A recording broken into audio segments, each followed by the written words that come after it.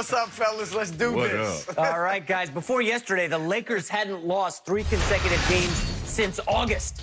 But the Lakers continued to struggle without AD, and last night, oh boy, the Wizards stormed back from a 17-point deficit in the second half to defeat the Lakers in overtime with 9 seconds left in the game.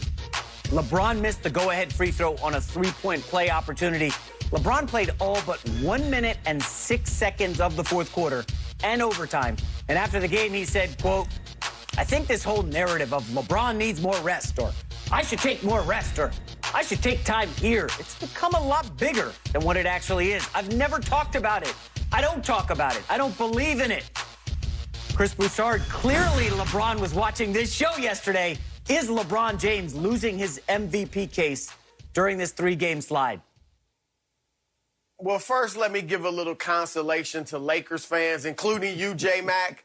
Relax, all right? They lost 4 straight games midway through last season at one point. They lost 5 of 8 in the bubble, and we know how that season ended up. So let's relax and not overreact to a midseason swoon. As far as MVP race, LeBron has lost his lead. And I said on these airwaves last week that this stretch without AD, LeBron would either increase his lead and get a sizable advantage in the MVP race, or he would come back to the pack. And he's come back to the pack clearly. Now, this doesn't mean his case is over. There are 40 games left. And, you know, a lot is to happen, not only with the Lakers, but with other teams, other guys that are in this MVP hunt. So, no, his case is not over, but he no longer has the lead.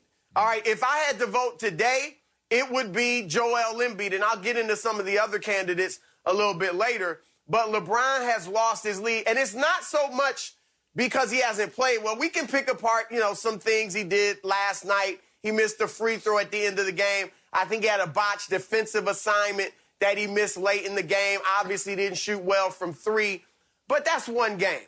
LeBron has averaged 27 points, 10 rebounds, and 9 assists on 51% shooting during this 5-game stretch in which they've lost 4 or 5. The only place he's struggled, and it's bad, is from 3-point range. He's shooting 15%.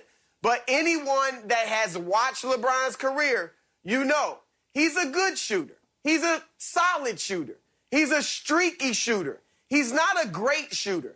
And so him shooting 38% from 3, as he was doing for the first 2 months of the season, he actually shot 43% from 3 in January. You knew that wouldn't last. He was going to come back to the pack, and that's what's happened this month. So now he's at about 35%.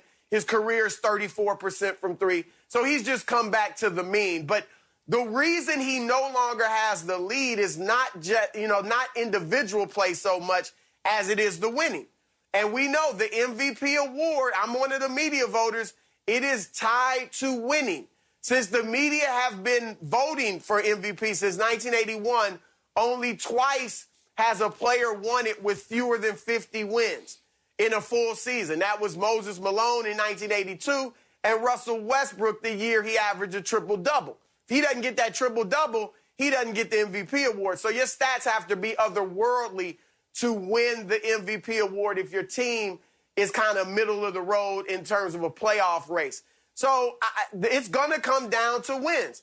And the Lakers are 3rd in the West right now, and they still have a better record than Philadelphia, but LeBron's individual play has been very good, but it hasn't been otherworldly. It hasn't been so much better than other individual players that he's going to be able to withstand a losing streak like this and win MVP. So right now, he's lost his lead, but there's a lot of room left for him to regain it again. There is a lot of room left for him to regain some of that swag that would put him in the race. I'm not a voter, obviously, and I've been made very clear that I'm a football player that shouldn't be talking basketball, but I am going to talk basketball, people. You know why? Because I know basketball. I know it very well. And looking at this game, give Bradley Beal and Russell Westbrook a ton of credit.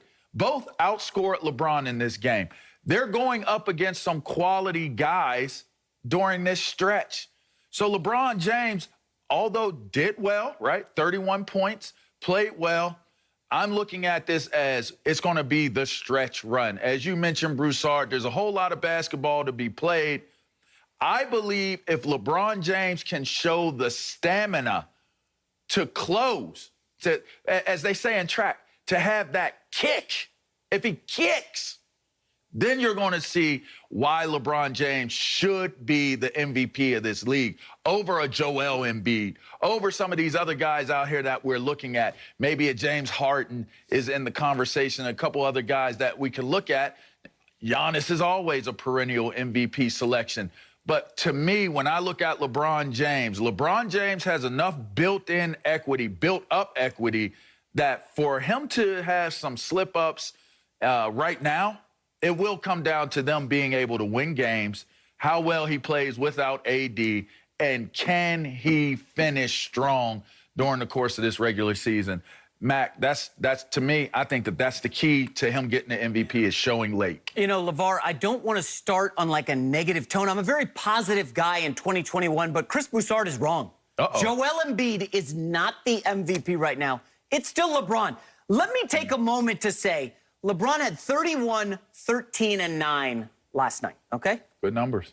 How do you lose an MVP award in February when you have 31, 13, and 9? And defensively, he's guarding Russell Westbrook, who is still a blur in the open court. You got to chase him around. How'd that work out? Chris, it's just so difficult to ask LeBron, hey, LeBron, we need you to lead us in scoring. Hey, LeBron, you need to also set everybody up offensively and have 13 assists because you know what? Dennis Schroeder's out. And, you know, you got to set up Caruso and pass the ball to all these guys. And then, oh, yeah, you have to play a lot of defense. Joel Embiid, by the way, Chris, you omitted this from his candidacy.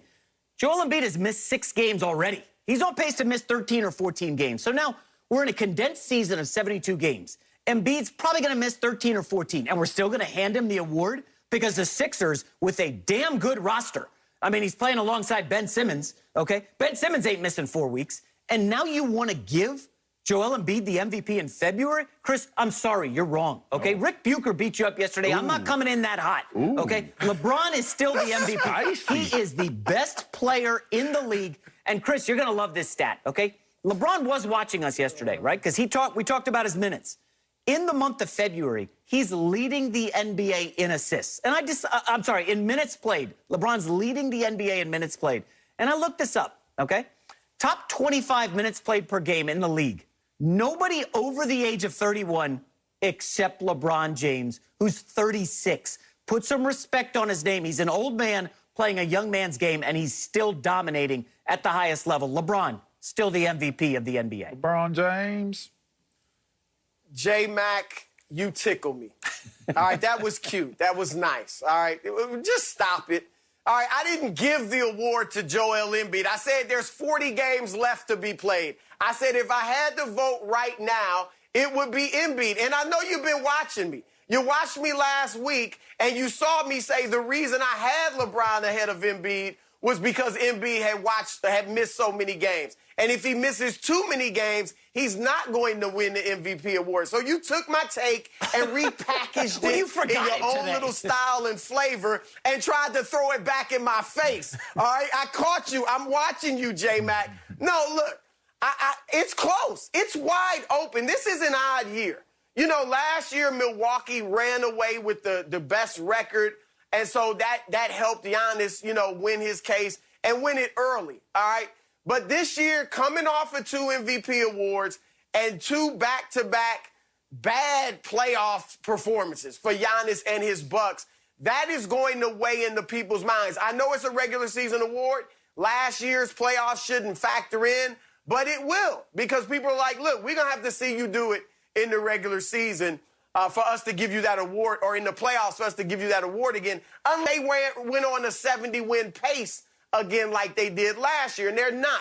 The Milwaukee Bucks are not having a great season win-wise, so Giannis is not where he usually is in the race. Nikola Jokic, they're 7th in the West at Denver. He's playing great individually, but you can't give it to him because there's a 7th seed. Steph, they're the 8th seed. He's not getting it. Damian Lillard is in the race. You know, we'll see if Portland can continue to play well and win some games. But Embiid, LeBron, Kawhi Leonard, now he has missed 7 games, and J-Mac, missing games is an issue. All right, if you miss too many, you won't get the award. But right now, I'd still have Embiid and Kawhi firmly in the race. But here's the guy, and you mentioned him, LeVar, and I was surprised you mentioned him because I don't think most people are even thinking that way.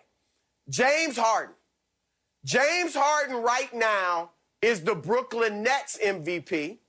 And if they go on a tear, they're already on a tear. If they continue to play this way and really put a ton of distance between themselves and Philadelphia or whoever the second seed is in the East, and they just